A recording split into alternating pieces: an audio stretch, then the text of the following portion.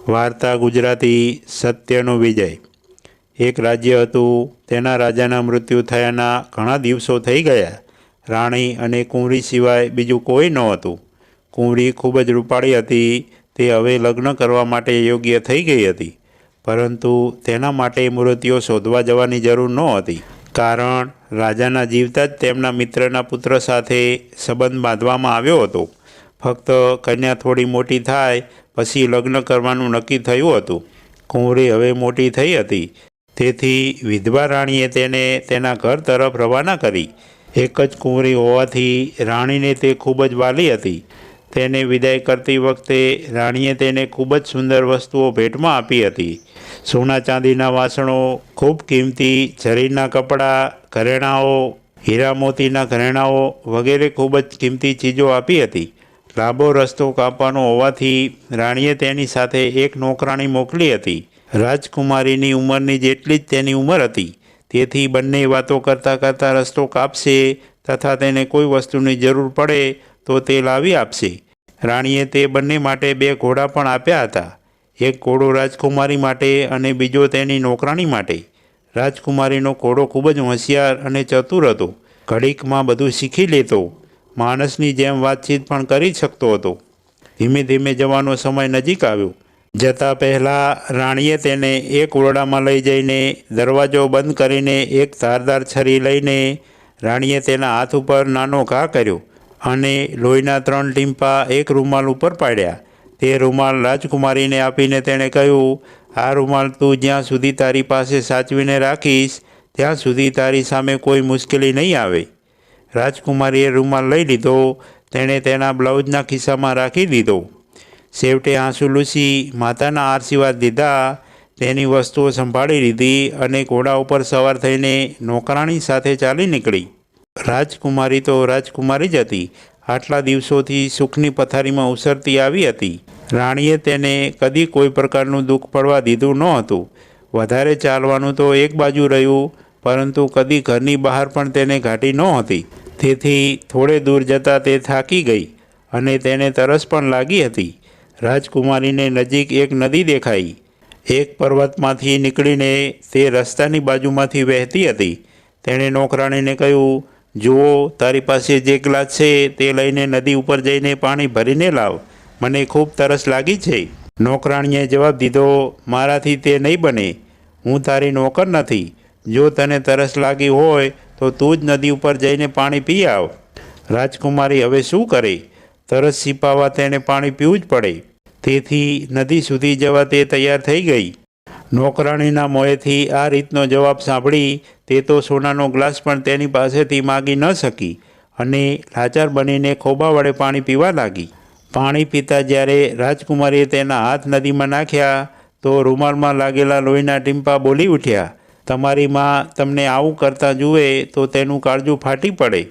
રાજકુમારીએ એ સાંભળ્યું અને તે ચોંકી ગઈ। તે વિચારવા લાગી કે તે કોણ છે અને આજે આ દશામાં? પરંતુ તે કરી પણ શું શકે? મનમાં ને મનમાં દુઃખી થતી તે ઘોડા ઉપર સવાર થઈ ગઈ। ધીમે ધીમે તાપ વધવા લાગ્યો, ગરમી વધી ગઈ। રાજકુમારી હજુ થોડે દૂર ગઈ ત્યાં ફરી તેને તરસ લાગી। સામે જ તેને એક નદી દેખાઈ।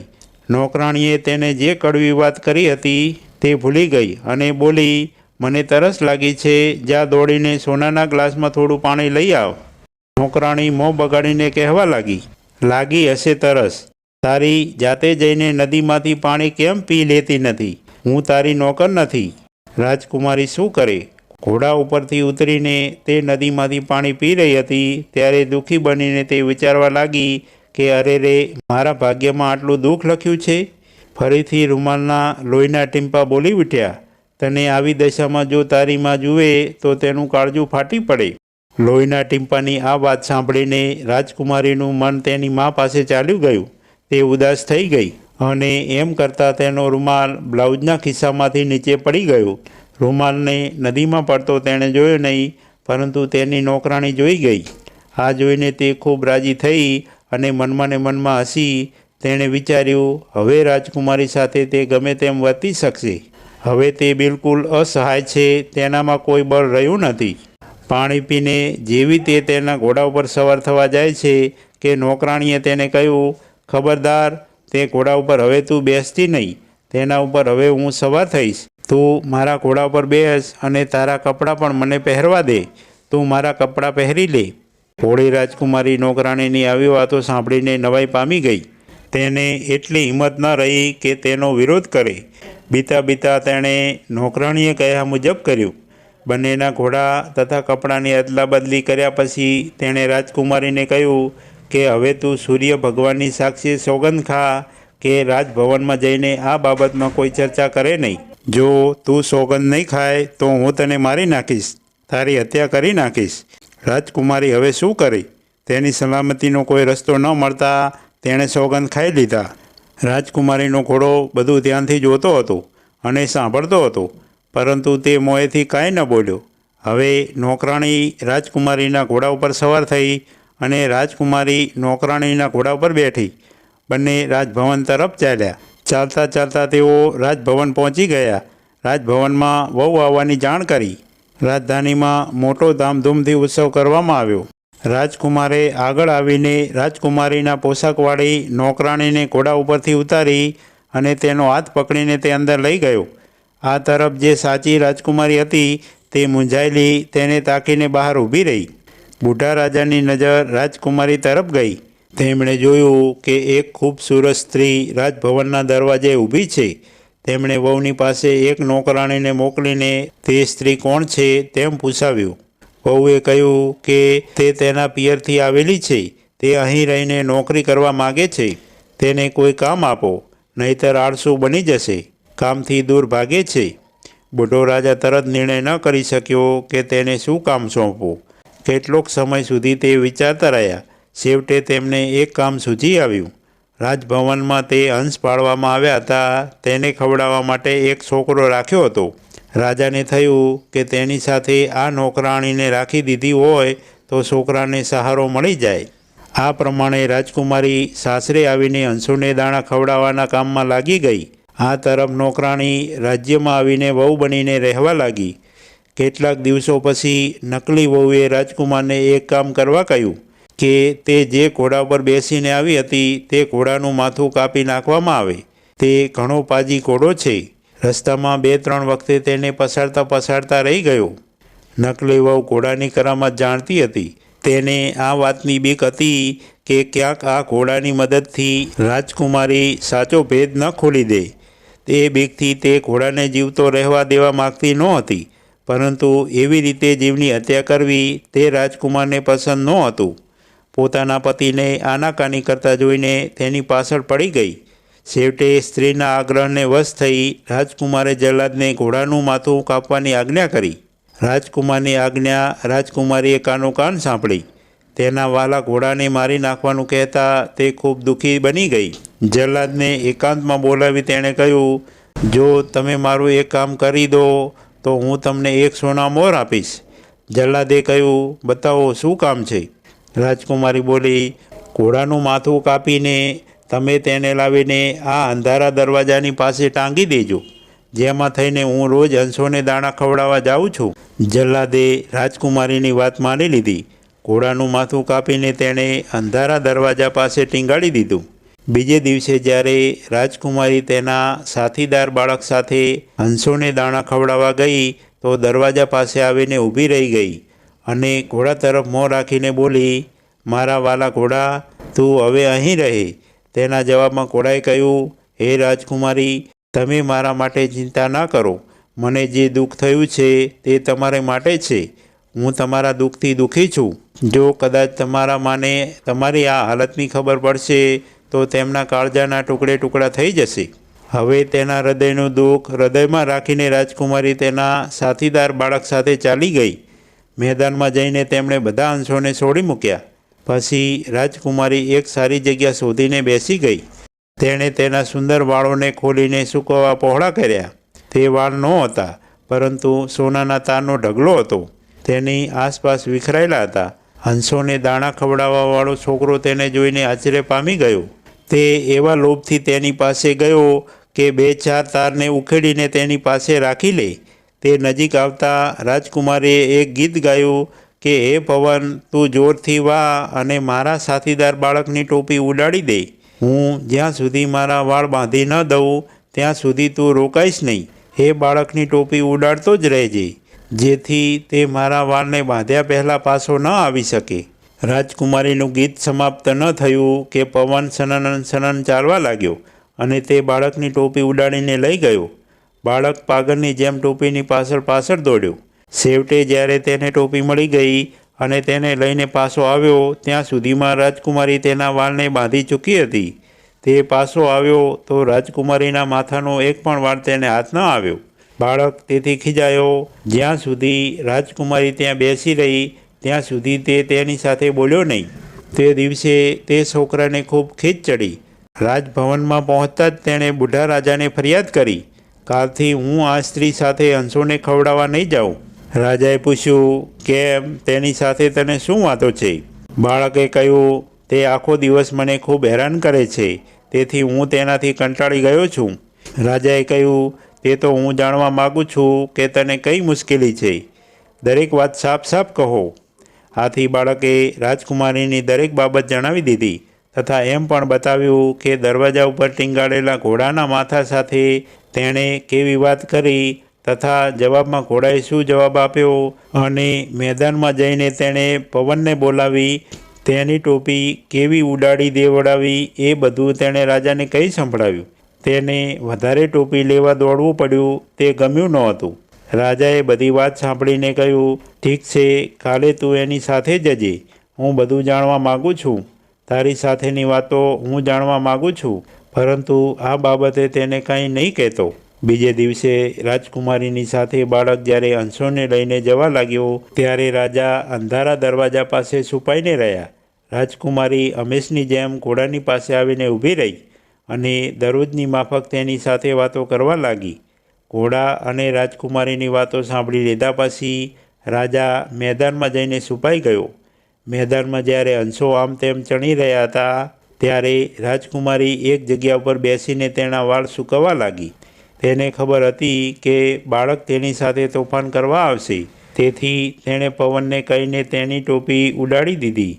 પવનને બોલાવવા રાજકુમારીએ જે ગીત ગાયું તે પણ રાજાએ સાંભળ્યું. તેમણે પવને આવીને બાળકની ટોપી ઉડાડતા તથા ટોપી લેવા દોડતા બાળકને જોયો. તે સિવાય તેમણે જોયું તો રાજકુમારીનો ચહેરો પરી જેવો હતો. સોનાના તાર જેવા રેશમી ખૂબસૂરત વાળ. બાળક જ્યારે તેની ટોપી લઈને પાછો ફર્યો અને રાજકુમારીએ તેના વાળ બાંધી લીધા પછી તે છુપી રીતે રાજમહેલમાં જતા રહ્યા. તેમણે એવી સાવધાનીથી કામ કર્યું કે કોઈ તેમને જોઈ ન શક્યા. સાંજના જ્યારે રાજકુમારી હંસોને લઈને રાજભવનમાં પહોંચી ત્યારે રાજાએ તેને એકલીને બોલાવીને પૂછ્યું, બેટા, તારા રૂપ અને રંગને જોઈને મને પહેલાંથી જ શંકા હતી કે તું કોઈ સાધારણ નોકરાણી નહીં હોય, પરંતુ આજે મેં તારી વાતો છુપાઈને સાંભળી છે. તારી બીજી કરામત મેં જોઈ છે. તેનાથી મને વિશ્વાસ બેઠો છે કે આમાં કોઈ ભેદની વાત જરૂર છે. તેથી તું નિડર બનીને બધી વાત મને જણાવ. રાજકુમારીએ હાથ જોડીને કહ્યું, મહારાજ, આ માટે મને માફ કરો. મેં સૂર્યની સાક્ષીએ સોગંદ ખાધા છે કે આ ભેદ હું કોઈને કહીશ નહીં. જો હું તે રીતે સોગંદ ન લેતી તો મને મારી નાખત. આવી વાત સાંભળીને રાજાએ કહ્યું, તે એવા સોગંદ ખાધા હશે કે આ ભેદની વાત કોઈ મનુષ્ય આગળ નહીં કરે. તેથી તું મને ન કહેતી, પરંતુ આ ઓરડામાં અગ્નિ છે તેને તું બતાવજે. હું અહીંથી જાઉં છું. અગ્નિ પાસેથી હું બધું જાણી લઈશ. રાજકુમારીએ રાજાની એ વાત માની લીધી. રાજા પણ એક છુપી જગ્યાએ બેસીને તેની વાત સાંભળી રહ્યા. રાજકુમારીએ ધીમે ધીમે આગળ જઈને અગ્નિ પાસે જઈને તેની વાત કરવા માંડી, પરંતુ વાત કરતાં તેને ખૂબ દુઃખ થયું. તેથી તેની આંખમાંથી આંસુઓ વહેવા લાગ્યા. જ્યારે તેના મનનો ભાર ઓછો થયો ત્યારે તે રોતા રોતા બોલી, હું રાજાની પુત્રી છું, પરંતુ નોકરાણીએ મારું બધું જ પડાવી લીધું. મારો ઘોડો લઈ લીધો. મારા કપડાં અને ઘરેણાં પહેરીને તે રાજરાણી બની ગઈ અને મને તેના કપડાં પહેરાવી નોકરાણી બનાવી દીધી. આ પ્રમાણે હું રાજાની રાણી બનવા ગઈ હતી, પરંતુ મને ભાગ્યે નોકરાણી બનાવી દીધી અને હવે રાજભવનમાં હંસોને ચરાવવાનું કામ કરું છું. જો મારી માં આજે આ વાત જાણે તો તેનું કાળજું ફાટી જાય. રાજાએ બધી વાત સાંભળી લીધી. તેમણે આવીને રાજકુમારીનો હાથ પકડ્યો અને તેમના રાણીવાસમાં લઈ જઈને તેણે એકથી એક ચડિયાતા કપડાં તથા ઘરેણાં પહેરાવ્યા. તેથી તે નોકરાણી મટીને રાણી જેવી દેખાવા લાગી. તે ખૂબ સુંદર લાગવા માંડી. રાજકુમારીને વેશ પરિવર્તન કરાવ્યા બાદ રાજાએ તેમના પુત્રને બોલાવ્યો. તેમણે તેને રાજકુમારીને દેખાડીને કહ્યું, જુઓ, આ કેટલી સુંદર છે. ખરેખર તમારી પત્ની આ છે. જેને તમારી પત્ની સમજી રહ્યા છો તે ખરેખર નોકરાણી છે. રાજાએ તેની બધી વિગતવાર માહિતી રાજકુમારને કહી સંભળાવી. રાજકુમાર તેની સુંદરતા તથા ગુણોની પ્રશંસા સાંભળીને ખૂબ રાજી થઈ ગયો. રાજભવનમાં એક ઉત્સવની ઉજવણી કરવાનું નક્કી થયું. બધાને નિમંત્રણો મોકલવામાં આવ્યા. એક ઊંચો મંચ બનાવવામાં આવ્યો. તેના ઉપર રાજકુમાર બેઠો. તેની એક બાજુ નકલી વહુ અને બીજી બાજુ અસલી વહુ બેઠી. નકલી વહુ તે રાજકુમારીની નોકરાણી. રાજકુમારીને ખૂબ સુંદર અને બિલકુલ નવી જાતના આભૂષણો પહેરેલી હોવા છતાં ઓળખી શકી નહોતી. ઉત્સવનો કાર્યક્રમ જ્યારે સમાપ્ત થયો ત્યારે નોકરાણી તરફ ઇશારો કરીને બુઢા રાજાએ ત્યાં રહેલા લોકોને કહ્યું, તમને મારે એક વાત પૂછવાની છે. ખૂબ વિચાર કરીને મારા પ્રશ્નોનો જવાબ આપજો. વહુનો વેશ બનાવેલી નોકરાણી ઉત્સુક બનીને રાજાની તરફ તાકી રહી. ત્યારે રાજાએ બે નામ ઉપજાવી કાઢ્યા. એક નામ તેમણે રાજકુમારીનું રાખ્યું અને બીજું નામ નોકરાણીનું રાખ્યું. એ બંને નામ સાથે જોડીને તેમણે એક વાત ઉપજાવી કાઢી અને નકલી વહુને કહ્યું, આ રીતનો વિશ્વાસઘાત કરવાવાળી નોકરાણીને કેવી શિક્ષા કરવી જોઈએ? નકલી વહુએ જવાબ દીધો, મહારાજ, તે નોકરાણીએ તેની શેઠાણી સાથે ઘણો મોટો વિશ્વાસઘાત કર્યો છે. તેથી તેને ખૂબ સખત શિક્ષા કરવી જોઈએ, જેથી તે રીબાઈને મરે અને વારંવાર પ્રતિજ્ઞા કરે કે આવું પાપ તે કોઈ જન્મમાં નહીં કરે. તેના માટે તો એક પેટીમાં ખૂબ કાંટા ભરી અને ધારવાળી ખીલીઓ ભરીને તેમાં તેને પૂરી દો અને બે ઘોડા જોડીને તે પેટીને આખા નગરમાં ફેરવવામાં આવે. ત્યારે તેના વિશ્વાસઘાતનો યોગ્ય દંડ તેને મળશે. રાજાએ ગર્જના કરીને કહ્યું, જે વિશ્વાસઘાત કર્યો હતો તે નોકરાણીની વાત કરી હતી તે તું છે. તારા દંડનું પ્રમાણ તે જ નક્કી કર્યું છે. તને હવે તેનો દંડ મળશે. રાજાની આજ્ઞા થતાં તેની શિક્ષા કરવાની જોગવાઈ થઈ ગઈ. રાજકુમાર સાથે અસલી વહુના લગ્ન થયા અને તે બંનેનું જીવન સુખેથી વીતવા લાગ્યું. આવી દરરોજ નવી વાર્તા સાંભળવા માટે સબસ્ક્રાઈબ કરો મારી ચેનલને.